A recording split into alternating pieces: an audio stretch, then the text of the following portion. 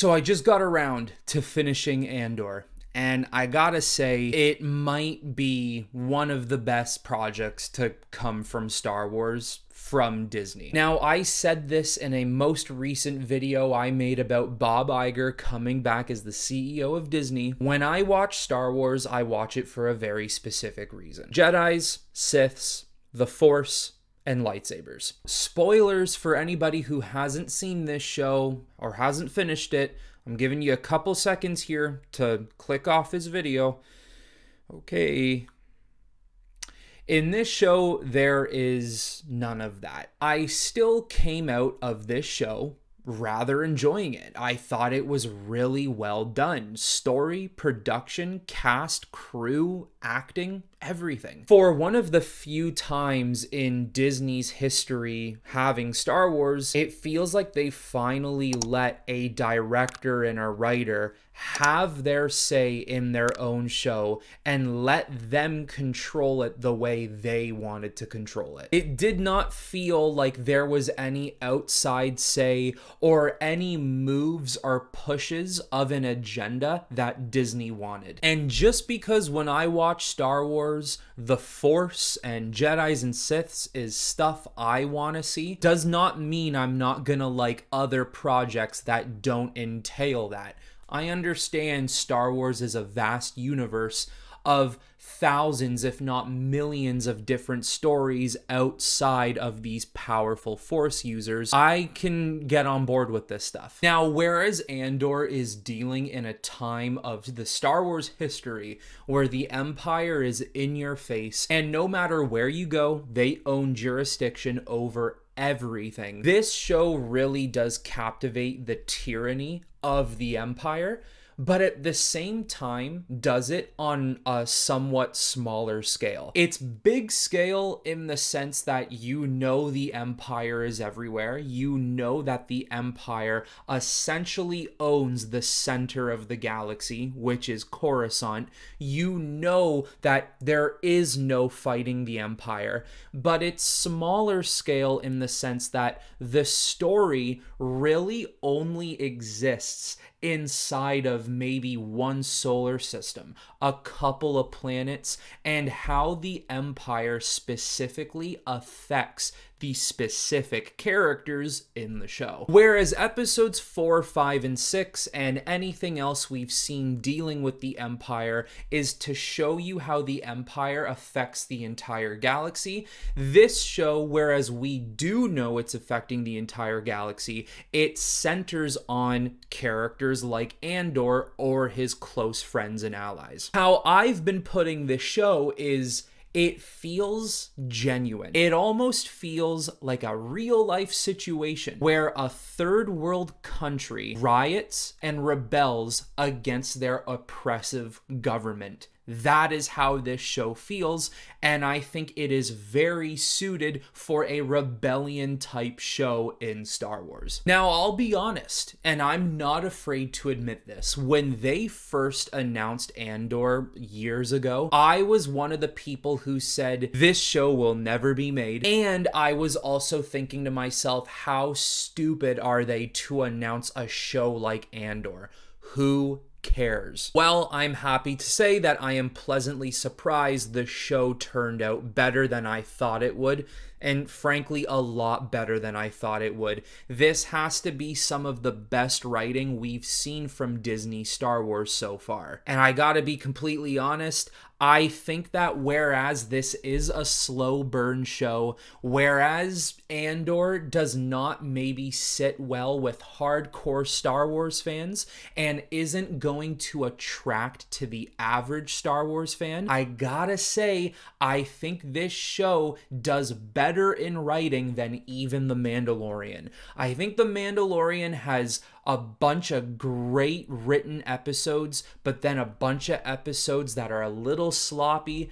Andor is consistent from the beginning to the end. It tells one very well fleshed out story, and it doesn't stray from the path. And I've also mentioned this as well, if you like the prequel trilogy, episodes 1, 2, and 3, and frankly, if you just like anything George Lucas has done, you're gonna like Andor in some way because it is political. George Lucas always found a very healthy amount of politics to throw into his Star Wars content, and this show is very political considering you're dealing with the Empire, you're dealing with the rise of the rebellion, and you're dealing with a woman in Mon Mothma who is trying to fight the Empire from within Coruscant. Things are bound to get messy with politics. This show is very cool in a lot of different aspects too, because it feels like a mixture of Jason Bourne, 007, and Mission Impossible 1. In a lot of ways, it makes you feel like every single character is on their own and on the run from something. Whether it be on the run from the Empire, on the run from a specific faction, or on the run from one or two people,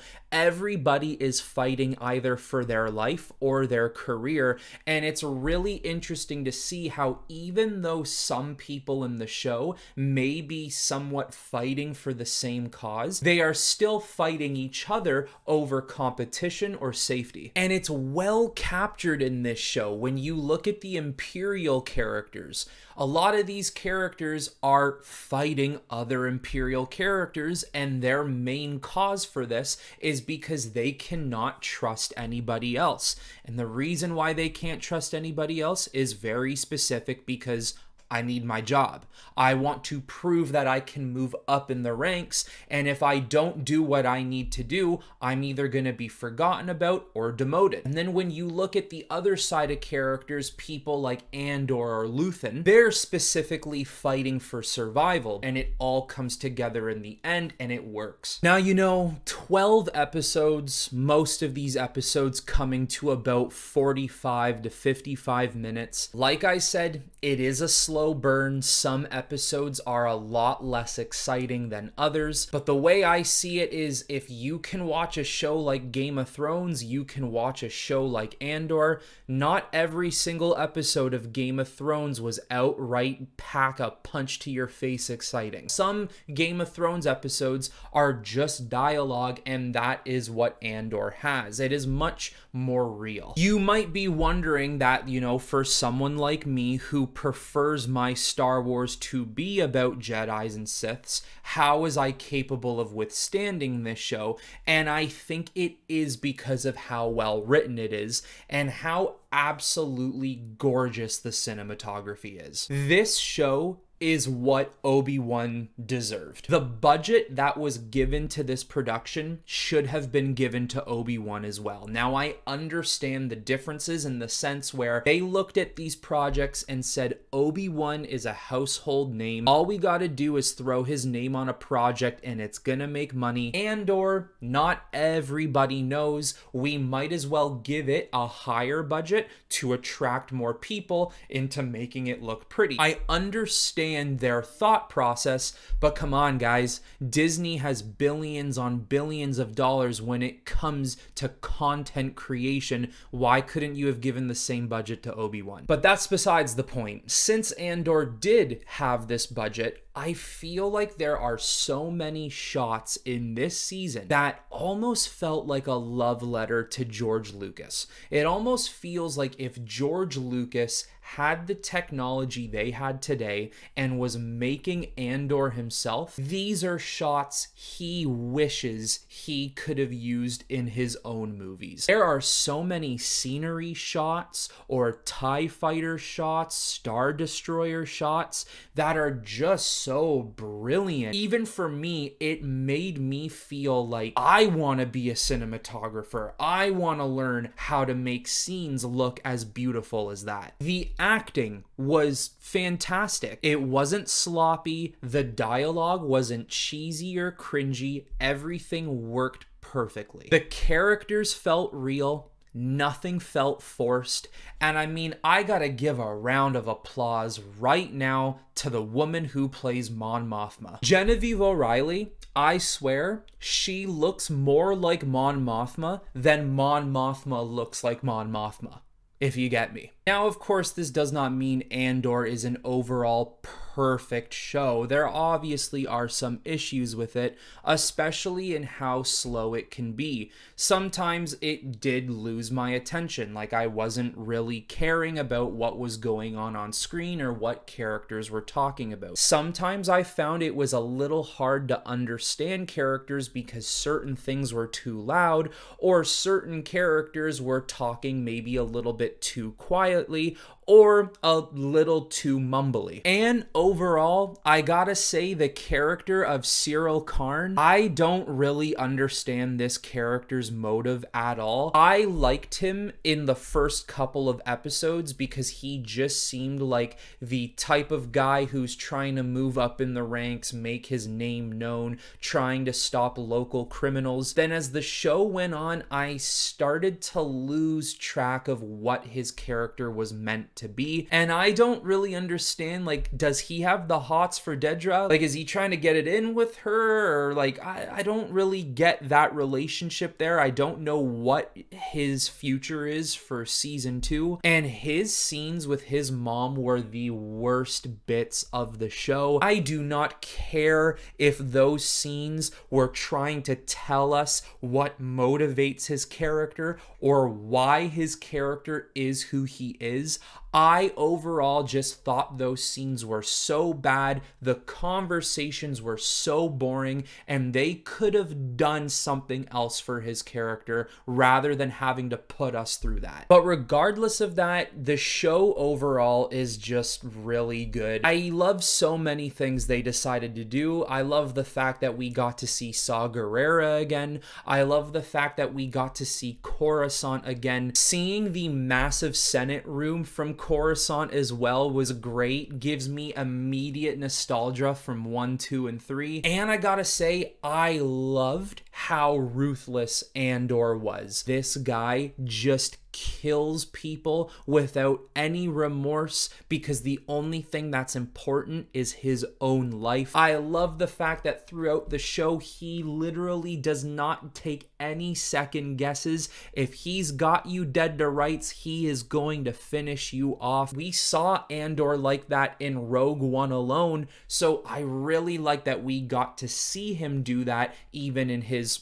early days, 5 years before Rogue One. The one other thing I don't fully understand about the show is his whole situation with his sister. I understand that in season 2, they're probably gonna play into that a little bit more than they did in this season, but I do find it a little odd that the very first episode opens up with him trying to find his sister. Then a couple of episodes later, his mom says, "Stop looking for your sister." And then you never hear about her again. It just feels like a very odd detail, and an odd detail in a way where it should be so important, but now that the show has gone 12 episodes, it doesn't feel important at all. So I wonder how in season 2 they're going to make it feel like it belongs as a main thread for Andor's story. But I gotta say, Andor has 2 episodes in this entire series that are literally must-watch episodes. I don't care if you haven't watched this show but like Star Wars. I don't care if you don't even like Star Wars. If you appreciate cinematography, producing, directing, writing, acting, if you want 2 episodes that will teach you on how to build suspense and how to build very compelling, driven characters, episode 10, One Way Out, and episode 12, Rick's Road, they're gonna help you learn some lessons. Okay, now for the rating. The show is receiving an 8.4 out of 10. Even though the show is not streaming well, even though it's not performing the best, you gotta give it some sort of applause for being higher than an 8, since a lot of Star Wars projects struggle to be even higher than a 6. Now, as for my rating, I myself am going to give the first season of Andor an 8 out of 10. I truly think this show was great. Other than some of its pacing issues, its strange character development for 1 or 2 characters, and its overly slow burn at times, I think this show was a great beginning to what I believe is going to be a super impactful season 2. Once again, even though I like my Star Wars to be about lightsabers and the Force, this show did such a fantastic job to captivate the other side of that, which is the Empire, which is the rebellion, which is the fight of the galaxy's freedom over the tyranny of the Empire. But there you have it, guys. That is my review for Andor Season 1. Now it is your turn to let me know in the comments below what you thought of this season and what are you looking forward to seeing in Season 2. But that's all I got for you on this one, and until next time, I will talk to you all very soon.